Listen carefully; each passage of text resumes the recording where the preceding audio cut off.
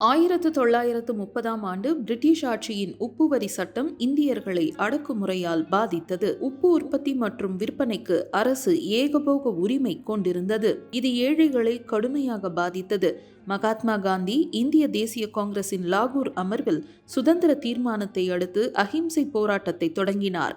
உப்பு சட்டத்தை மீறுவதை சின்னமாக தேர்ந்தெடுத்தார். ஏனெனில் உப்பு அனைவருக்கும் அத்தியாவசியம். மார்ச் 12, 1930 அன்று சபர்மதி ஆசிரமத்திலிருந்து 78 பங்கேற்பாளர்களுடன் காந்தி யாத்திரையை தொடங்கினார். 24 நாட்களில் 240 மைல்கள் நடந்து ஏப்ரல் 6ஆம் தேதி தண்டி கடற்கரையை அடைந்தார். அங்கு கடல் நீரை கொதிக்க வைத்து உப்பு எடுத்து சட்டத்தை மீறினார். இது சத்தியாகிரகம், உண்மைக்கான உறுதிப்பாடு என அழைக்கப்பட்டது. யாத்திரையின் போது கிராமங்களில் பேசி சமூக சீர்திருத்தங்களையும் வலியுறுத்தினார். யாத்திரையில் காந்தியுடன் சரோஜினி நாயுடு, அப்பாஸ் தயாப்ஜி போன்ற தலைவர்கள் இணைந்தனர். போராட்டம் நாடு முழுவதும் பரவியது. பம்பாயில் 60,000 பேர் கைது. பெஷாவரில் கான் அப்துல் கபார் கான் தலைமையில் அஹிம்சை போராட்டம் நடந்தது.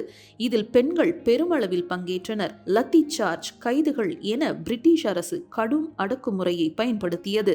ஆனால் போராட்டக்காரர்கள் அமைதி காத்தனர். இது உலக ஊடகங்களின் கவனத்தை ஈர்த்து பிரிட்டிஷ் ஆட்சியின் அநீதியை வெளிப்படுத்தியது. 1931 காந்தி இர்வின் உடன்படிக்கையால் போராட்டம் நிறுத்தப்பட்டது. இது இந்திய சுதந்திர இயக்கத்தை வலுப்படுத்தியது. அஹிம்சை போராட்டத்தின் வெற்றியை உலகிற்கு காட்டியது மற்றும் 1947 சுதந்திரத்திற்கு அடித்தளமிட்டது.